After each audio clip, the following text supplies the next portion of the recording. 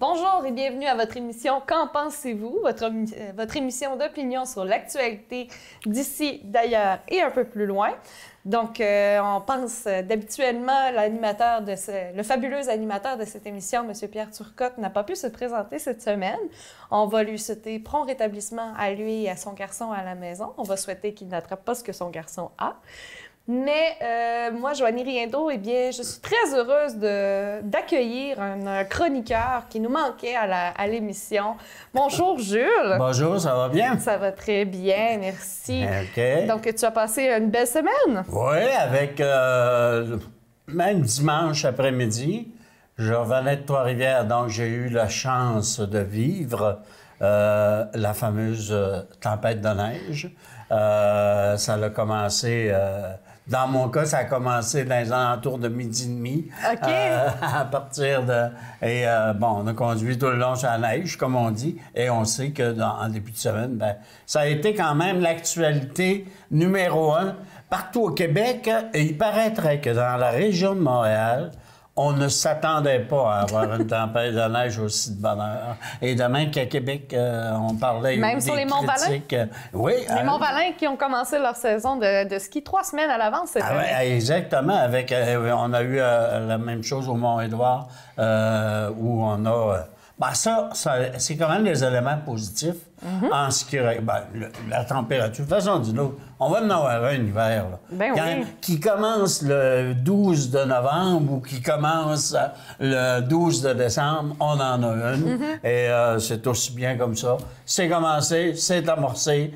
On en a pour 6 mois. On commence notre saison de ski et moi, dans mon coin, j'ai entendu les skidoo partir hier et mardi soir. Et on m'a raconté, moi, en fin de semaine, dans le coin du chemin de Beauwater, OK, où il y a des chalets, naturellement, là. Les gens sont montés en fin de semaine dernière et on avait là, minimalement, 10 pouces de neige. Pas les 3 ou 4, 10 pouces de neige. Et on a naturellement dû sortir les skidoo. Les gens se sont promenés toute la fin de semaine, là, ce qu'il doit y avoir un 15 de novembre, avec des skidoo. C'est parfait. Non, mais c'est excellent. Pour ceux qui n'ont, moi, j'en ai pas. Oui, mais c'est super de commencer l'émission en parlant de quelque chose qui nous touche directement. La météo, on ne se cachera pas, ça joue beaucoup sur notre réalité dans la MRC Maréchal-de-Laine et à travers le Saguenay-Lac-Saint-Jean. Je t'invite, Jules, il y a un sujet qui a été traité vraiment quand on parle d'impact dans une petite municipalité. La semaine dernière, on a parlé du plan stratégique de développement de Saint-Thomas, mais cette semaine, on a appris que la Syrie va fermer pendant 10 semaines. Ça, c'est une nouvelle inquiétante. OK? C'est pas la première fois où, à Saint-Thomas-du-Dîme, on ferme temporairement le siège pendant la période hivernale. Je me souviens c'est vraiment mes fidèles, environ 2 ans et demi, 3 ans, où on avait parlé de cela. Et là, on disait, il faut que nous fassions des travaux pour pouvoir faire en sorte que ce qui se scie à la Syrie soit vendable ailleurs. Donc, il fallait qu'on arrête de scier, comme on dit, des 8 pieds pour faire du 9 pieds. Parce qu'aujourd'hui, ce qui rentre dans la construction, c'est un bout, un 2x4 de 9 pieds et non pas un 2x4 de 8 pieds. OK? Or, on avait procédé à l'arrêt. Ça a été, de mémoire, une période quasiment aussi longue que ça, là, le 3 mois d'arrêt pour pouvoir faire en sorte que... Et là, en fait, ce qu'on nous dit, c'est en raison du marché, fort probablement, c'est-à-dire qu'on n'est pas en mesure, on a des inventaires trop élevés sur Résolu, et c'est quoi ça. Mais où ça devient inquiétant? Il ne faut pas oublier que quand on octroie un droit de coupe, un CAF, il est octroyé en fonction d'une usine de siège. Oui. Or, là, Saint-Thomas-du-Dîme a un CAF qui est attribué. Et il est permis depuis, il me semble que c'est environ 4 ans, il est permis à un entrepreneur, à une entreprise telle Résolu, de pouvoir transférer temporairement, pour des raisons économiques logistique, ou encore de transport ou des choses comme ça, de transférer une partie de le CAF pour une certaine période à une autre série. Dans le cas qui nous préoccupe, nous, on est chanceux dans le sens que au moins le bois qui va être coupé à Girardville. OK? Donc, ça fait en sorte que, oui, on a, pour Saint-Thomas-Didyme, un grave problème de faire en sorte que pendant 10 semaines, des travailleurs ne seront pas au travail. Donc, ça a un impact négatif là. Par contre, on est capable de récupérer parce qu'au niveau de Girardville, on devra augmenter. Or, ça, là, ce phénomène-là, ça fait en sorte que, oui, c'est inquiétant, parce que pour Saint-Thomas-Didyme, ça devient inquiétant. 10 semaines sans travail. D'ailleurs, le président du syndicat s'est interrogé un peu sur la décision, un peu et beaucoup, fort probablement, qu'ils doivent négocier assez fort, mais s'inquiète effectivement que ce genre d'activité-là, en raison d'une cause de marché qu'on nous dit, qu'on est dans l'obligation d'arrêter. Est-ce que c'est un peu déshabiller Jean pour habiller Paul? Ou... Oui, bien, dans ce cas-là, oui. Par contre, où je crois la compagnie, Henri de la Croix, c'est elle qui nous le fait vivre. Effectivement, bon, il ceci, le marché n'est pas ce qu'il est, là, le 20 de taxes que tu es obligé de rajouter quand tu exportes aux États-Unis fait en sorte que, oui, ta demande en provenance des États-Unis est affectée par cela. Donc, c'est ce qui est invoqué en particulier là, par l'entreprise. Mais au départ, tu comprends, on aurait pu dire, OK, on ferme 10 semaines parce qu'on a trop d'inventaire. Mais où ça devient préoccupant, là, c'est pour ça, ben, tu sais, il nous est permis d'en transférer ailleurs. On va le faire ci ailleurs. Donc, il est où le problème? Donc, étant donné que... Ben, ce que j'en comprends dans ton analyse, c'est que on aurait assez de bois pour faire scier à Girardville, mais pas assez pour être à Saint-Thomas. En fait, le bois, on en masse.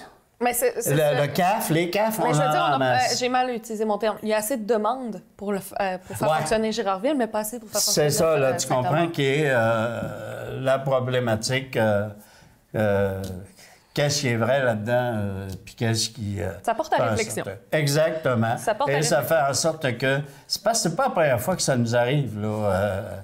Tu sais, à Saint-Thomas-Didyme, oui, des périodes de 2 semaines, 3 semaines. Même ici, dans le secteur Mistassini, à la série de Mistassini, on ferme 1 semaine, on ferme 2 semaines. C'est correct si t'es pas capable d'écouler ton bois. T'es pas capable d'écouler ton bois, là, tu peux pas... Ça ne te donne rien de scier du bois si t'es pas capable de l'écouler.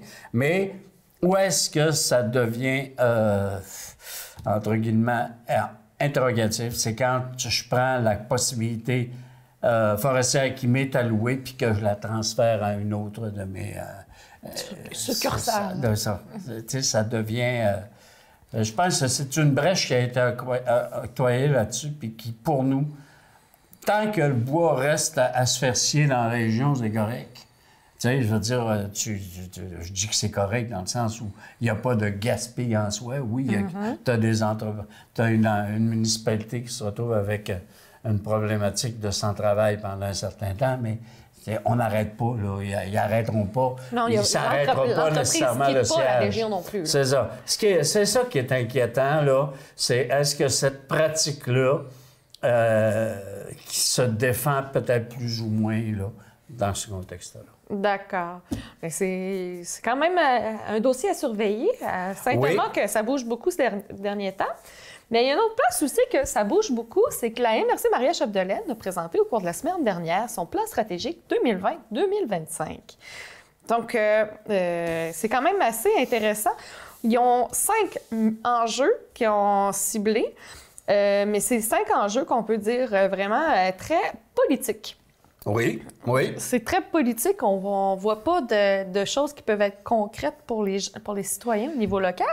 Mais c'est quand même intéressant de souligner certains vœux de l'organisation puis de voir quels sont les moyens qu'ils vont mettre en place. Bien, en fait, c'est un plan stratégique. Hein? Oui. Donc, par définition, oui, je pense que l'élément politique se doit d'y être compris.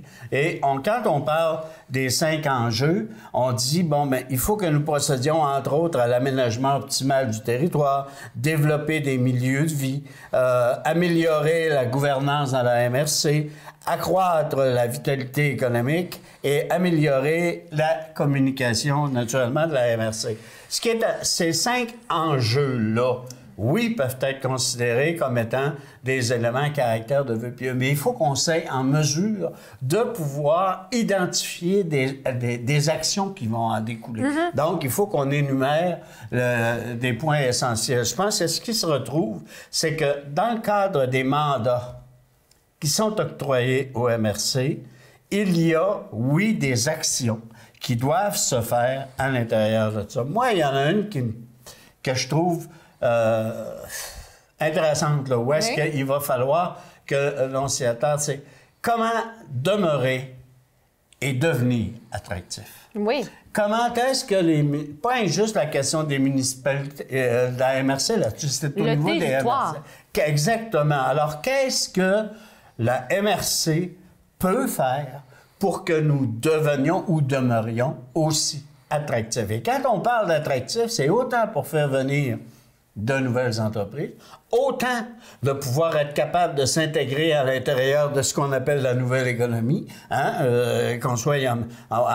c'est pas vrai, où est toujours une vieille marotte?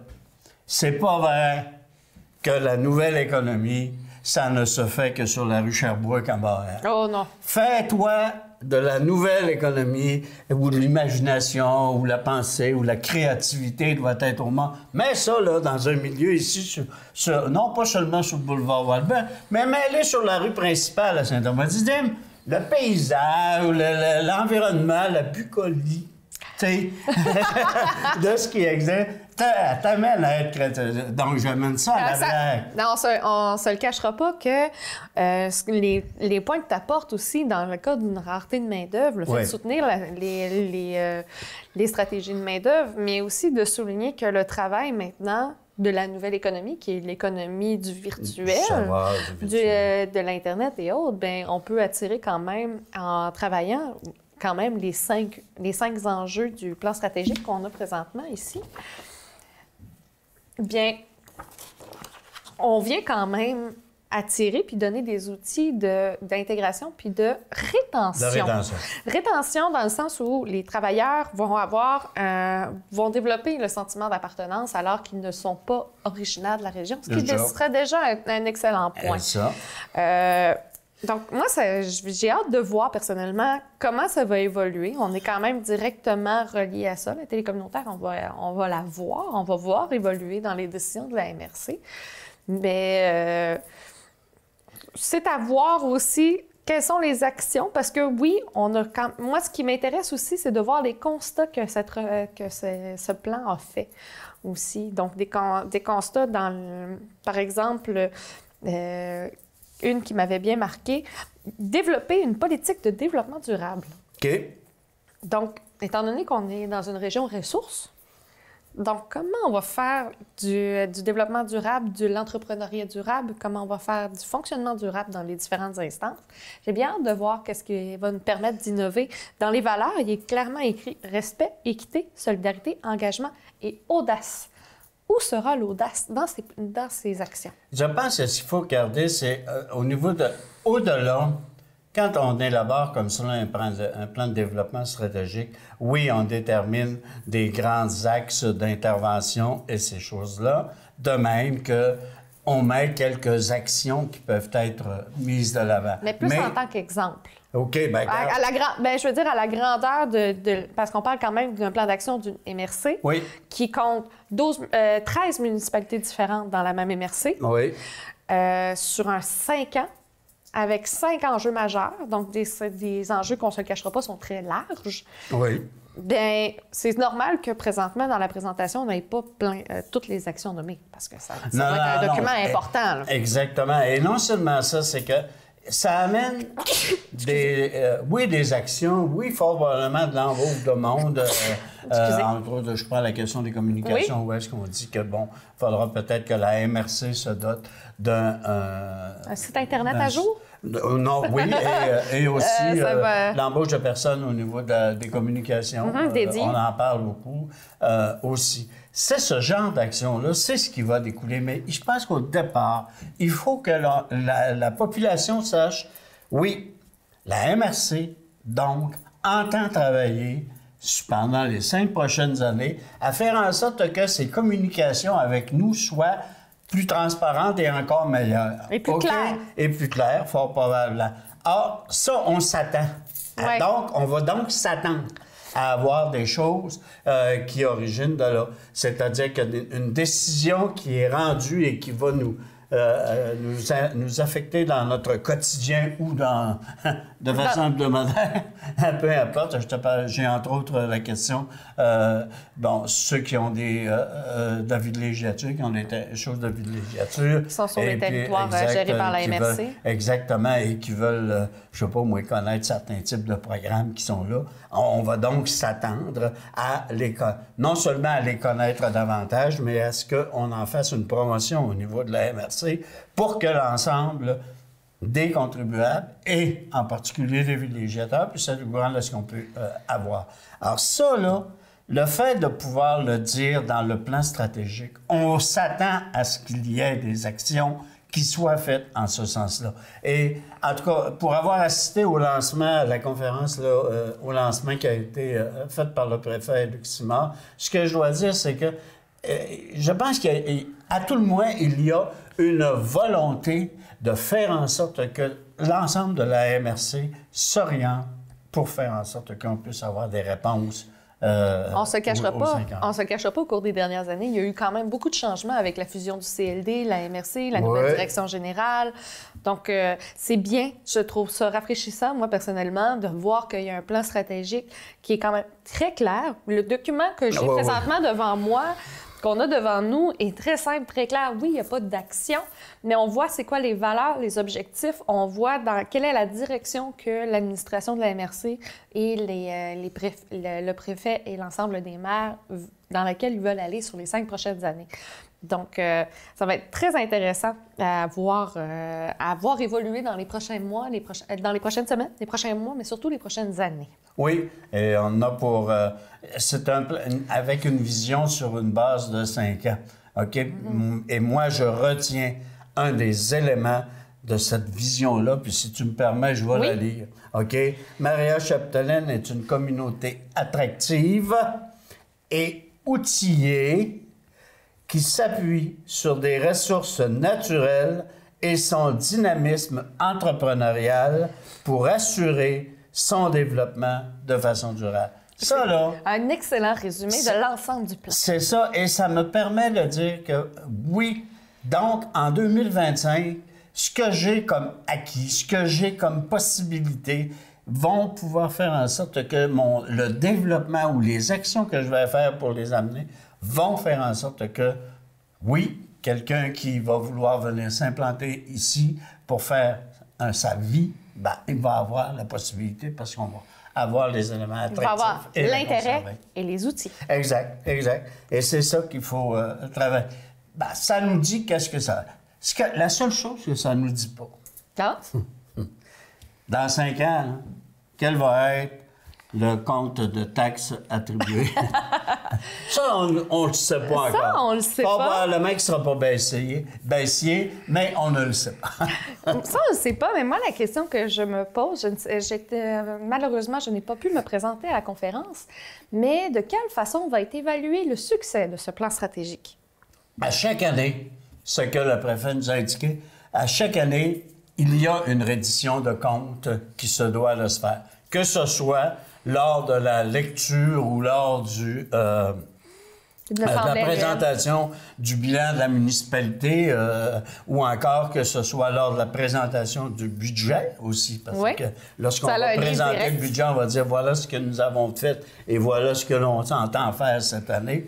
Or, cette fameuse reddition de compte-là va se faire sur les éléments concrets qui sont contenus dans ces deux types de présentations-là. Et le préfet soulignait que oui, à chaque fin d'année, ça va amener la préfecture, et non seulement la préfecture, mais l'ensemble de la MRC, à dire, ben voilà, nous voulions faire ceci cette année, on n'a pas pu le faire intégralement, on a pu faire telle affaire, et voilà ce qu'il nous reste à faire. Ça, il faut que ça soit dit, il faut que ça soit fait et que ça soit compris, exactement. Donc, je pense que là-dessus, en tout cas, on a la déclaration du préfet à l'effet qu'il entend effectivement s'en assurer et s'assurer. Donc, regardons à la période du budget l'année prochaine, au mois de novembre, voir... et même cette année.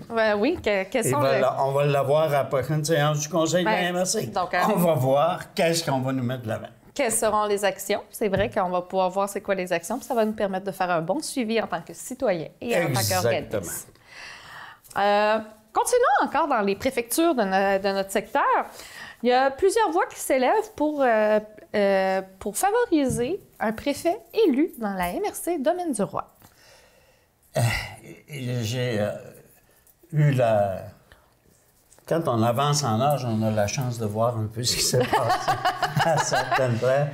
C'est pour ça qu'on... Ici, on a eu quand même un débat qui a amené la question de faire en sorte que la MRC soit une des...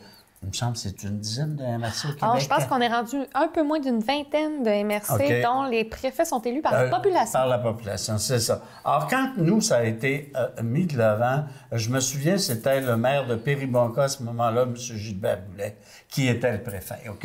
On élisait un préfet 2 ans au sein de la MRC. Et lorsqu'à son dernier mandat, il l'a dit carrément, alors, avant qu'on y aille sur la préfecture élue.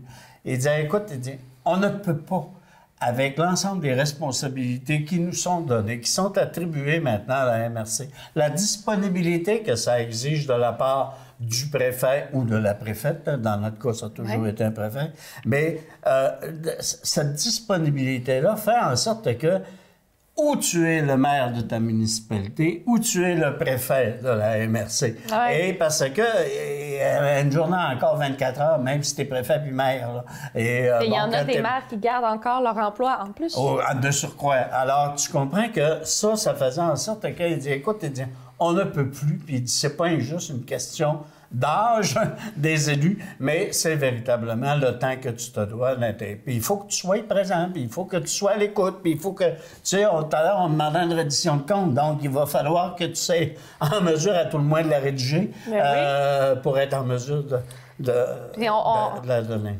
On a su que c'est M. Boivin lui-même qui l'a recommandé pour son départ. Qui est actuellement le préfet du Domaine du Roi. Dans le fond, son mandat se termine en 2021 et il a déjà apporté le sujet de rendre les prochaines élections publiques, donc à l'ensemble de la population. Il y a un autre argument aussi qui a été apporté par les médias dans les dernières semaines à propos de ces élections-là aussi.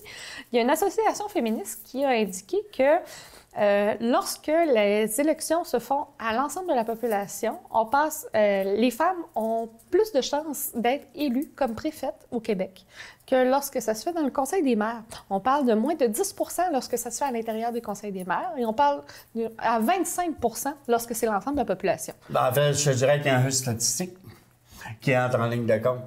Lorsque ça a été le temps, ici, à un moment donné, nous avions 32 % des membres qui siégeaient à la MRC, donc les maires et mairesses, de 32 % qui étaient féminines. Féminins. Aujourd'hui, on en est... Il y a deux représentantes, deux représentants, Jeanne d'Arc et Albanel, qui sont sur l'ensemble des 13. Alors, tu comprends, on n'est plus avec les mêmes types de pourcentages. Alors, quand on vient pour élire, on se ramasse 11 contre 2. Habituellement, les affinités ne vont pas nécessairement sur... Il n'y a pas de préjugés conscients. Non, je ne veux pas l'amener là-dessus. Il n'y a pas de préjugés conscients, mais c'est quand même des statistiques intéressantes pour valoriser une élection auprès de la population des préfets. Oui, de un. Et ça a aussi le fait de se dire, je n'aimais pas le terme qui était utilisé ce matin, qui a été utilisé par les élus de... Ça nous prend une personne neutre pour être...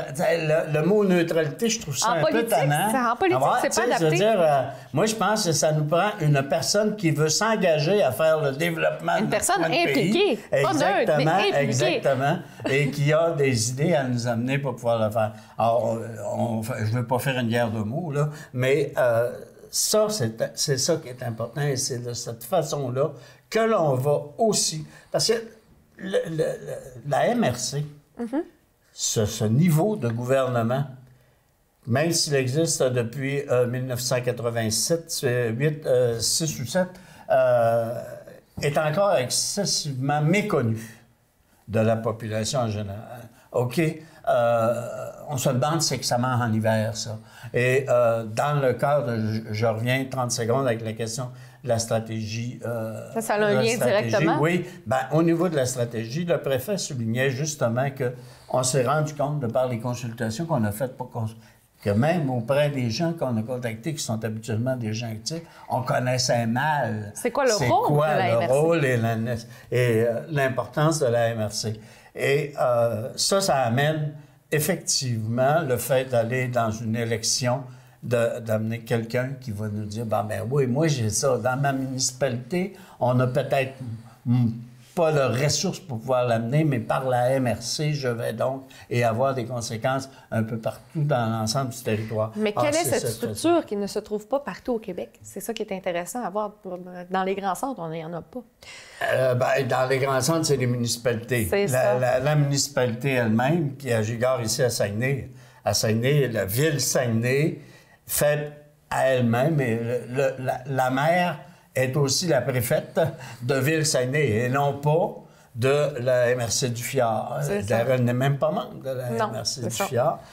Tandis qu'ici, nous, les villes sont encore membres de la MRC. Tu sais, il ne faut pas oublier. Tu te dis, regarde, 57 du poids politique de Dolbeau-Mistassini, c'est ça qui est le poids politique, c'est 57 pour l'ensemble de la MRC. Or, si tu as une décision de faire en sorte que nous n'entraînerons...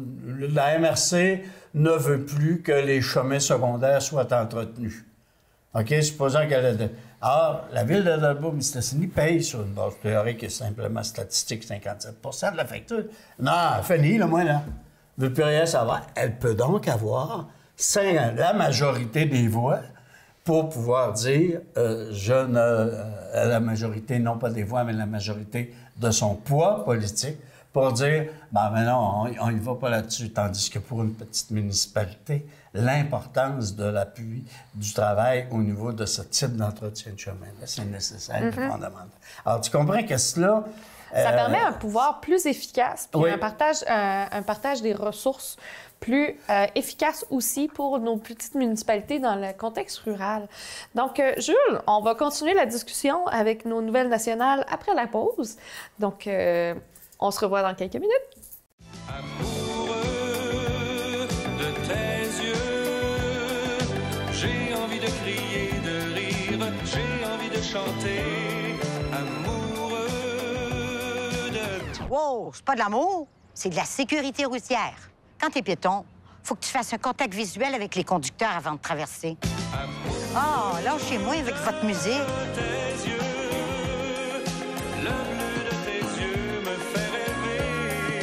Placement Québec présente Le risque selon Marie. Depuis son plus jeune âge, Marie aime courir des risques. Des petits et des gros. Mais lorsqu'elle a voulu préparer sa retraite à son rythme, Marie n'a couru aucun risque. Avec les obligations boursières d'épargne Placement Québec, Marie profite de la performance des entreprises d'ici. Communiquez avec nous.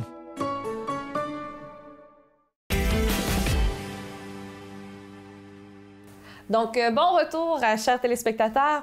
Donc, tel qu'annoncé avant la pause, notre pause publicitaire, Jules, on va parler maintenant de nos nouvelles nationales. OK. Donc, au Québec, présentement, on a eu un grand scandale au cours des 2 dernières semaines. Ça a été les modifications du PEQ, du Programme d'expérience québécoise de l'immigration Québec. Donc, la CAQ a reculé sur ces changements majeurs. Donc, je vais te laisser partir sur ce sujet-là. Oui, mais je t'amènerai Oui. sur un point. C'est quand même un milieu ou un secteur que tu connais bien pour y œuvrer. Oui.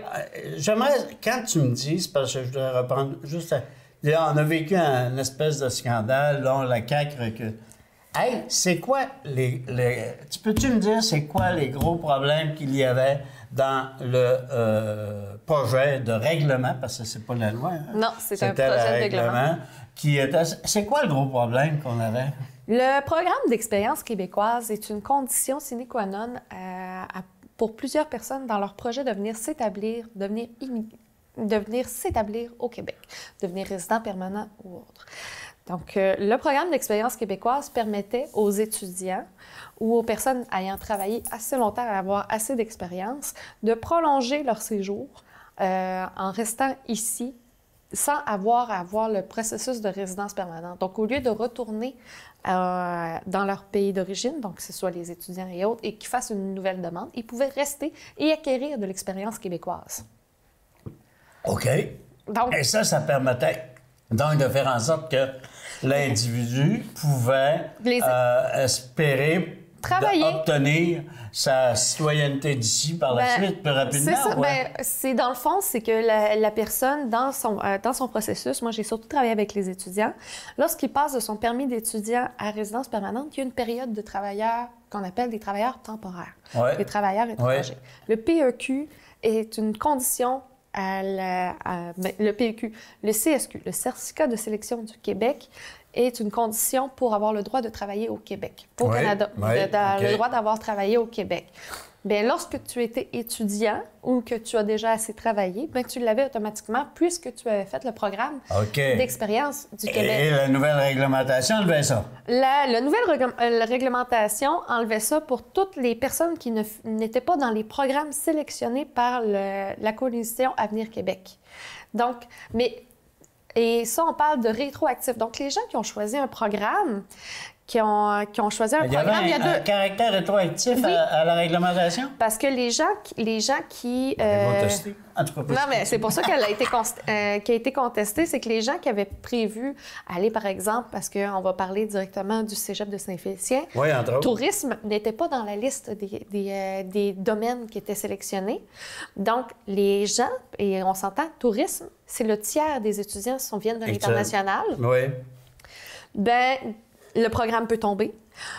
Donc, on parle vraiment au niveau des cégeps, c'était problématique parce qu'on leur demande de recruter à l'international, mais on leur donne pas les outils pour les garder, pour que les gens choisissent leur programme. Mais les travailleurs, les étudiants qui ont choisi tourisme, bien, à ce moment-là, ils venaient d'investir parce qu'eux, ils n'ont pas de subvention. Ils payent le gros prix pour leurs études. Oui. Bien, on dit, bien, merci d'avoir dépensé, maintenant retournez chez vous. Oui, c'est ça. Donc, ils ne pouvaient pas continuer à travailler alors que moi, je prêchais un peu pour ma paroisse. Si la personne avait un des emplois, ou enfin, pas des emplois, mais des secteurs d'activité qui étaient dans la liste, là, les autres n'étaient pas affectés. Mais non, ils n'étaient pas affectés. Cependant, le deuxième niveau du scandale, c'est que la liste n'était pas à jour. Près de 25 des 250, c'est des programmes qui n'existaient juste plus au Québec. OK. Comme par exemple... D'où le pourquoi du comment que... Le baccalauréat en service en sciences domestiques. OK, oui. Hein? Donc, on parle vraiment de programmes qui n'existent plus et qui ne sont pas... Donc, on voit... le troisième niveau de ce scandale-là, c'est que le ministre qui a présenté, M. Simon Jolin Barrette, a présenté un projet à la va-vite sans avoir vérifié les détails. Donc, ça fait que tout a découlé. Donc, on sait que dans les prochains mois, il va sûrement avoir une refonte de ce projet-là. Oui, du règlement, tout le monde. Du projet de règlement. Mais ça nuisait beaucoup et ça nuit encore. il y a des organisations qui sont en train de se créer pour soutenir les étudiants et les personnes qui ont un projet de venir s'établir. Le fait que le gouvernement du Québec recule là-dessus, donc qu'ils disent, OK, on abandonne, fait une erreur. on recommence une affaire, ils le reconnaissent, là, qu'ils ont fait une... Tu interprètes ça comment, toi? C'est de la faiblesse? C'est de la part du gouvernement, c'est quoi? Être à l'écoute des gens? Moi, je dirais c'est être humain, la première chose, parce qu'on se Donc, c'est pas nécessairement un mauvais geste, le fait qu'il le retire. Oh non, au contraire. Au contraire. Au contraire, il y a eu plusieurs erreurs au niveau des communications de la part de M. Legault. Par exemple, il a dit une phrase « Si vous regarderiez mon Facebook, 90% des gens sont d'accord. » Oui, c'est normal parce que les gens qui adhèrent à votre page Facebook, M. Legault, c'est des gens qui vous appuient déjà au départ. C'est pas l'ensemble de Facebook, c'est pas l'ensemble des Québécois qui sont abonnés à vous, M. Legault. Mais il y a plusieurs éléments qui sont problématiques, puis on voit qu'il n'y a pas eu de concertation de la part des milieux. Parce que là, on a parlé... Un des gros points a été là-dessus, je pense. C'est ça, parce que le principe On a même... voulu mettre de l'avant un élément d'un programme électoral en se disant, quand je l'ai mis dans mon programme, ça va être réalisé. C'est ça va être réalisé en moins de 2 ans. Et oui, présentement, c'est pas mal la mission. Il semblerait que la mission de la CAQ qui se soit donnée depuis son élection, c'est de dire je vais réaliser mes promesses le plus rapidement possible. Oui, mais rapidité ne veut pas dire efficacité. Non, pas nécessairement. Et oubli. Il y a des oublis qui se font. Oui, en fait, moi, je partage aussi là, les éléments de ton analyse à l'effet que, oui, bon, il est allé trop rapidement. On n'a pas voulu regarder peut-être à fond de trait l'impact de ce que ça fait l'impact humain énorme. Et en particulier, le fait de ne pas avoir sorti des corps d'emploi ou des corps de métier qui, effectivement, sont conformes à ce qu'on voulait mettre de l'avant. Tu comprends que cela, par exemple, ça a été, un programme qui n'était pas nommé, c'est le programme en informatique. Alors que juste avant la pause, on parlait de l'économie, de la deuxième économie, donc de l'économie virtuelle. Donc, on parle vraiment de l'informatique et les programmeurs, ça rentre directement là-dedans, étant donné qu'on a maintenant une filiale d'Ubisoft à Saguenay. Oui, c'est pour ça que, effectivement... Quand on parle de bâcler, on parle de bâcler dans ce sens-là. Mais le principe même de cette refonte du programme d'expérience québécoise, qu'en penses-tu? Oui, bien, en fait, je pense qu'on se doit de faire quelque chose pour qu'il soit conforme à la réalité. Si je reprends l'élément que tu as amené à l'effet que, bon, on avait, comme je te dis, des gars d'emploi qui n'étaient même plus d'actualité là-dessus. Alors, c'est pour ça que je dis que oui, il y a fort probablement tout un travail au niveau de la réglementation qui doit se faire pour pouvoir favoriser l'immigration de personnes qui vont avoir des qualifications dont on a besoin. Ça, je pense que ça doit se faire, mais ça doit se faire dans le respect de ces mêmes individus qui y viennent. Donc, je veux dire, un des termes qui a été utilisé beaucoup, c'est on pourrait-tu être humain dans l'application d'un règlement? Et je pense que c'est là-dessus que M. Barrette devra... C'est M. Jolin Barrette. Mais il y a autre chose aussi que j'aimerais souligner, c'est la cohérence aussi avec les autres ministères. Parce que ça a un impact sur les autres ministères, comme par exemple le ministère de l'Éducation. Exact. Oui. Regarde le cégep que tu parlais tout à l'heure. Mais tous les cégeps, présentement, ont une pénurie d'étudiants. On va l'utiliser, on parle de rareté de main-d'œuvre. Il y a une rareté d'étudiants aussi dans différents programmes. Et c'est comme ça qu'on fait vivre plusieurs institutions. C'est en faisant venir des étudiants internationaux, des étudiants... On dit maintenant international pour être politiquement correct. Je t'agace. Je t'agace beaucoup. Je te vois pas assez souvent. C'est pour ça. Mais oui, il faut répondre aux besoins du milieu, mais il faut aussi répondre aux besoins de nos institutions pour les garder dans nos régions. Exact. Et en plus que les systèmes d'éducation est la meilleure porte d'entrée parce que les étudiants qui vont dans le système d'immigration du Canada et du Québec, lorsqu'ils ont fait une technique ou un baccalauréat, donc ils ont passé au moins 3 ans Je suis au Québec, à côtoyer des Québécois, à travailler au Québec. Et là, on leur dirait... Il y a une partie de l'intégration qui se fait. C'est ça.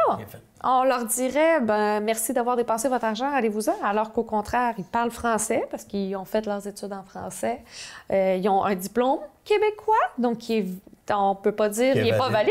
Non, il est valide, il a été fait au Québec, puis ils ont fait des stages au Québec. Ah oui. Non, je pense qu'il y a sans que ce soit une refonte, on se doit, non pas une réflexion, exactement, de faire en sorte qu'il soit conforme à la réalité 2020, parce qu'on va être en 2020 bientôt, au Québec, et pour pouvoir être en mesure d'être plus efficace, c'est pour qu'on en connaisse. Et rajoutons humain. Bien, pas rajoutons, je pense que c'est l'essence même. Oui, on parle d'une société, mais une société sans humain, ce n'est pas... Et non seulement ça, c'est qu'on touche à un point fondamental de la vie en société, qui est le travail. Oui. Puis c'est des gens qui veulent travailler. Oui. C'est fondamental dans nos sociétés. Donc, l'importance de ne pas avoir un travail bâclé, il est là. Ça va fort probablement amener ce gouvernement-là, actuellement, à être un peu plus rigoureux dans son travail, non pas juste de rédaction des lois et non pas juste de rédaction de la réglementation, mais de faire en sorte qu'on tienne compte aussi des aspirations et des velléités de l'ensemble de tous les Québécois et Québécoises, et dans le cas qui nous préoccupe, de travailleurs qui viennent de l'étranger, des étudiants qui viennent de l'étranger. Je vais juste souligner rapidement la loi des taxis aussi, qui nuit à beaucoup de projets de personnes immigrantes. On ne le cachera pas. Oui.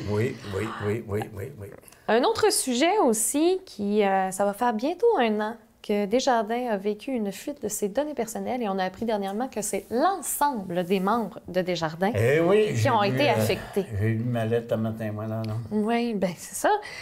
Donc, Québec s'est rétracté. Elle veut maintenant faire une enquête officielle pour voir comment ça s'est déroulé. Et, En fait, c'est une commission parlementaire, je pense, qui veut le mettre de l'avant sur le sujet.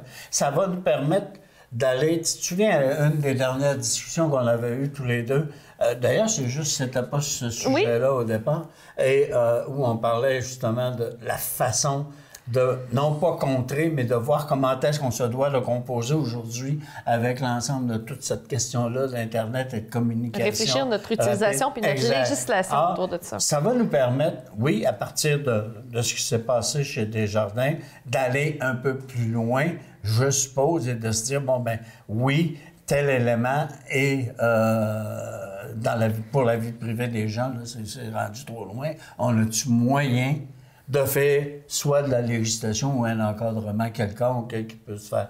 Ben, moi, je trouve ça correct qu'on puisse utiliser ce qui s'est passé à Desjardins. Il ne faut pas oublier ces 4 millions de... Oui, puis c'est quand même... On a Desjardins, mais dans les mois suivants, on a su que Equifax et TransUnion aussi ont été victimes. Qui, eux, c'est pas juste les comptes bancaires, c'est carrément les dossiers de crédit. Exactement. Non, il faut qu'on élargisse et qu'on voit... c'est un marché noir. C'est un marché noir des informations de chacun des individus. Donc, non, c'est correct pour qu'à tout le moins, elle aille là-dessus, qu'on puisse avoir non seulement juste le portrait juste de Desjardins, mais un peu le portrait de l'ensemble de ce type de transaction qui se fait à l'échelle de toutes les autres... Du marché des données confidentielles. Exactement. Il faut que... Je ne sais pas si c'est là qu'ils veulent aller, mais c'est là que ça devrait aller. C'est ce que j'en ai compris au niveau avec le communiqué de presse, c'est que l'objectif premier, ça va être de voir comment ça fonctionne, parce que c'est une réalité qui est peut-être connue auprès de certains corps policiers, mais qui n'est pas connue de la population non plus, la valeur de nos données, qu'est-ce que c'est une donnée aussi, comment ça peut être volé, comment ça peut être revendu, quel impact ça a sur la vie des victimes. Exact. Et c'est surtout cet élément-là, je pense, qui est important de voir. On ne le voit pas.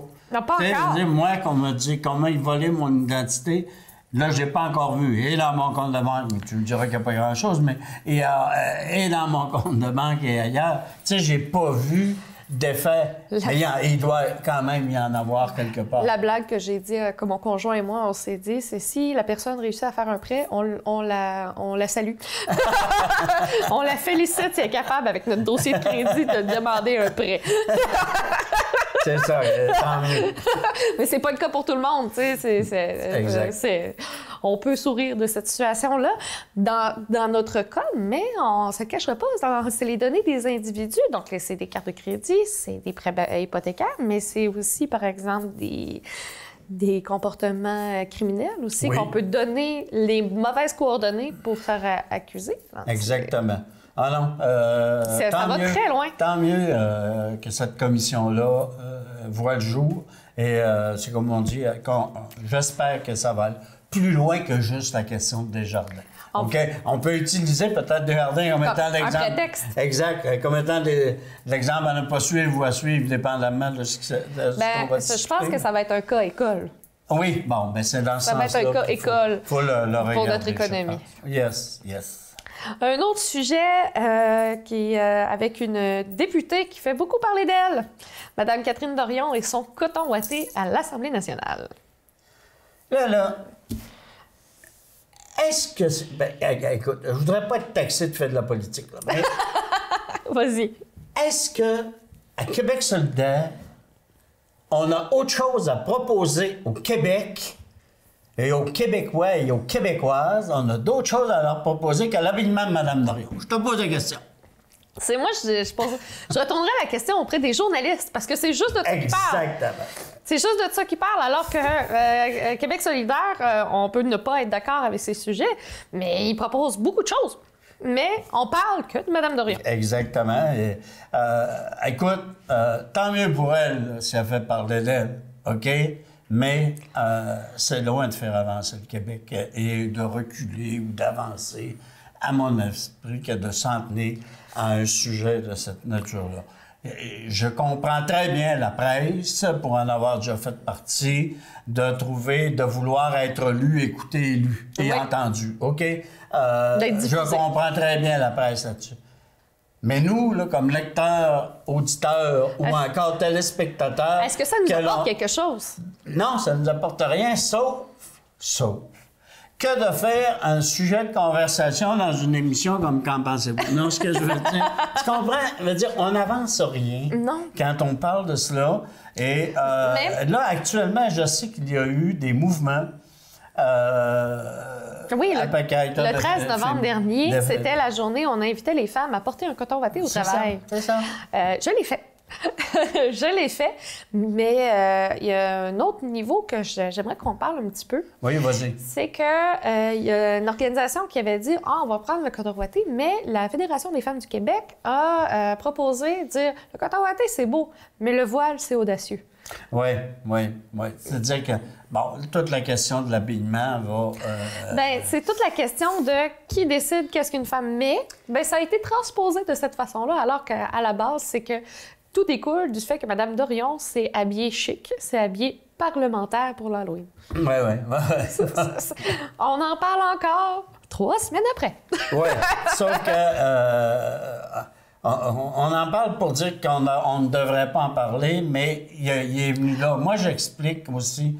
Tu sais, on a, comme humain ou comme individu, comme citoyen, on est toujours attiré, qu'on le veuille ou non, par le fait divers. Et ça, moi, dans mon esprit, c'est une question de fait divers. Non pas pour s'informer, on l'oublie habituellement. Ouais, on l'oublie habituellement à peu près 3 ou 4, maximum 3 jours après. 3 jours après, quand on parle d'un événement de cette nature. On ne se souvient plus de ce qui s'est passé, mais ça nous est passé dans l'oreille et ça a sorti par l'autre. Et ça nous a occupé pendant 30 secondes de temps. Et on est toujours donc intéressé à avoir comme humain, qu'on le veuille ou non, ce genre d'informations qui ne nous amène pas à réfléchir. C'est plus l'éthique. Là, nous, on en profite pour amener peut-être un élément de réflexion dessus, ce fait-là. Bon, mais tant mieux, Mme Dorion, vous nous aurez à tout le moins amené à discuter de la chose vu sous cet angle-là, mais il y a d'autres choses dans la vie. Oui. Hein? Il y a d'autres choses de plus fondamentales. Mais en parlant d'autres choses, toi qui es quand même assez actif dans la politique, on se le cachera pas, tu reviens du congrès du Parti québécois. Oui, bien, en fait, il y a eu un congrès qui s'est appelé de refondation du Parti québécois. C'est quand même un mot lourd de sens. Oui, oui. Ben, en fait, l'ensemble de tous les statuts de ce parti, de même que la déclaration, il a été adopté une déclaration de principe sur ce que est maintenant et le Parti québécois. D'ailleurs, on parle même de ça. Il y en a qui avancent l'idée que peut-être que même ça ne s'appellera plus le Parti québécois.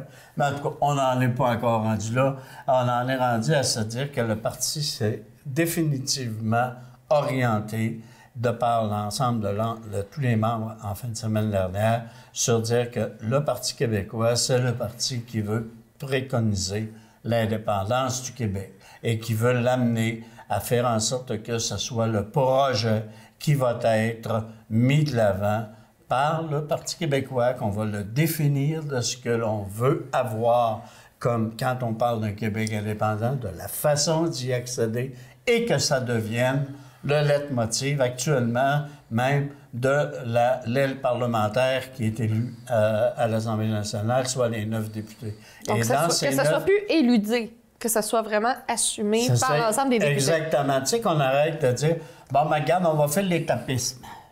L'étapisme fait nos PQ. OK? On va arrêter de dire, ben, dans un prochain mandat, là, on ne fera pas là, un référendum, on le fera peut-être un petit peu plus tard, ou encore on fera Fini la question du référendum. C'est fini, là. Donc, dans le fond, l'objectif de ça, c'est d'arrêter que la question du référendum soit un piège. Ça va être oui. Exactement. C'est non seulement un piège, mais tu savais ça qu'on n'a même pas besoin. Tu n'as pas besoin, un État ou un peuple n'a pas besoin de faire un référendum pour savoir s'il faut qu'elle fasse l'indépendance ou pas. Non. C'est la seule institution reconnue internationalement pour pouvoir faire en sorte qu'il y ait une déclaration de l'indépendance, c'est ton Parlement. Or, si je suis... Simplement, dans le fond, c'est un prétexte pour avoir l'acceptation sociale. Non. Ah? Non. Tu fais une élection demain matin. Oui. Et les gens du Parti québécois se présentent et ils disent, nous, là, si vous nous élisez, là, à majorité, OK, on va faire l'indépendance du Québec. C'est la question d'élection. Exact. C'est la question d'élection. OK? Donc, si tu te ramasses actuellement avec le régime actuel, avec 50 plus un des députés, tu t'en vas à l'Assemblée nationale, tu convoques ton Assemblée nationale et tu fais une déclaration au monde entier à l'effet que dorénavant, et là, je reprends une idée de, je me souviens plus qui disait ça dorénavant, le Parti québécois, pas le Parti québécois, mais le Québec est un État souverain, OK, et qui va agir de telle et telle façon pour se sortir du Canada. Ça va être déterminé, les éléments légaux. Et une fois que tu as fait ça, tu es en État indépendant jusqu'au moment où il faut que tu ailles chercher tous tes points d'impôt. Le jour où tu n'iras pas chercher tes points d'impôt, OK? Le jour où tu vas dire, ben, on a encore 2 déclarations d'impôt, là, tu payes encore de l'impôt fédéral. Non, là, tu n'es pas indépendant. Non. OK? Le jour où tu vas avoir un gouvernement qui va dire au peuple québécois, vous avez voté pour nous pour que nous fassions l'indépendance du Québec, nous vous disons qu'à partir du 2 novembre prochain, OK? On a notre armée, on a notre transport, on a nos propres affaires. On va s'organiser pour avoir toutes ces choses-là. Là, c'est ça. Mais pour l'instant, il faut que tu dises que tu n'envoies plus d'argent à Ottawa. Mais Ottawa, t'en envoies pas plus. C'est un geste révolutionnaire. Hein? Oui. Est-ce que, de quelle façon ça va s'articuler avec ce que le Parti québécois va proposer dans les prochains mois, les prochaines années? C'est là-dessus qu'il faut que les membres du Parti québécois, maintenant, travaillent pour dire comment est-ce que nous allons faire et accéder à l'indépendance du Québec. Et non seulement comment est-ce que nous allons faire et accéder à l'indépendance du Québec, mais dans un Québec indépendant, voilà ce que nous mettrons de l'avant comme principe de vie en collectivité. Et là-dessus, il y a eu des valeurs qui ont été adoptées en fin de semaine dont, entre autres, les membres du Parti québécois disent « Nous prenons officiellement le virage environnementaliste », c'est-à-dire que l'ensemble de l'économie et du développement social et économique du Québec va se faire en tenant compte des priorités de ce que la science nous indique sur l'environnement. Il y a eu une déclaration de principe qui, je pense, vaut la peine d'être lue par les gens parce qu'elle va permettre de dire, voilà ce sur quoi ils veulent s'orienter. Après, là, il s'agit que tu fasses ton programme pour pouvoir être en mesure de dire, c'est comme ça que nous voulons le faire, et question. Ça, on n'en est pas encore rendu là, mais ça va s'en venir. C'est quand même très intéressant. C'est beaucoup de réflexions à se poser. C'est quand même je pense qu'à ce moment-là, le terme refondation est quand même très bien choisi. Ah oui, il a été, écoute, même au niveau des statuts et règlements. Dans les statuts et règlements... À ce point-là? Oui, tu as même eu... il devait y avoir, je pense, un document de pas loin de 200 pages, un statut et règlement du Parti québécois. Il y a maintenant une cinquantaine. On t'a vu arriver avec le document. Exactement, il est réduit. Mais ce que je veux dire, c'est qu'il y a 2 éléments importants aussi qui ont été remis dans la question des statuts. Avant ça, on avait des membres. Oui. Et aujourd'hui, on accepte des sympathisants. Ah! Le sympathisant n'a pas l'ensemble de tous les droits qu'un membre a, mais il a plus particulièrement surtout le droit de s'exprimer et de faire valoir les points qu'il aimerait faire, donc au niveau de l'implication. Et l'autre point qui a été ramené là-dessus, c'est que tout conseil local, c'est-à-dire ici, nous, c'est un comté, au niveau d'une association de comtés, l'association de comtés devra contenir la parité homme-femme dans le choix des membres qui sont là. Et là, c'est pas tendre vers. C'est-à-dire qu'à la prochaine Assemblée générale que le Parti québécois va faire dans le comté Roberval, il se devra de nommer, disons, 6 conseillers, conseillères. Il doit obligatoirement y avoir 3 hommes et 3 femmes qui sont élus. Si je me ramasse avec « Ah, il n'y a pas eu de femmes qui se sont présentées, hein? » Bien, si tu n'as pas eu de femmes qui sont présentées, tu as 3 postes de libre sur ton exécutif. Ça ne pourra pas être une élection. Ah, ben regarde, ouais, mais j'ai 6 candidats hommes. T'en as que toi qui sont élus, les autres... C'est audacieux quand même, parce que c'est... ça a été loin, ça a été l'objet de débat en atelier assez important parce que tout le monde se disait « Ouais, mais comment tu veux-tu qu'on fonctionne? » Mais ça va être très intéressant à voir évoluer. Oui. Mais je pense que tous les deux, on pourrait parler très longuement de ce sujet-là. Mais il est temps de finir cette édition sans Pierre. Mais merci beaucoup, Jules, de faire un retour comme ça avec d'excellentes analyses. Au plaisir de refaire ça dans une occasion, c'est ça, Parfait. Dans une belle occasion. On va s'organiser pour que, non pas Pierre soit absent plus souvent, parce qu'il ne faudrait surtout pas que son petit garçon le maintienne encore chez lui avec des problèmes de santé. Donc, prompt rétablissement, Pierre. Et je vous remercie beaucoup à tous et à toutes d'avoir suivi notre émission. On se revoit la semaine prochaine pour d'autres analyses de notre actualité. Au revoir!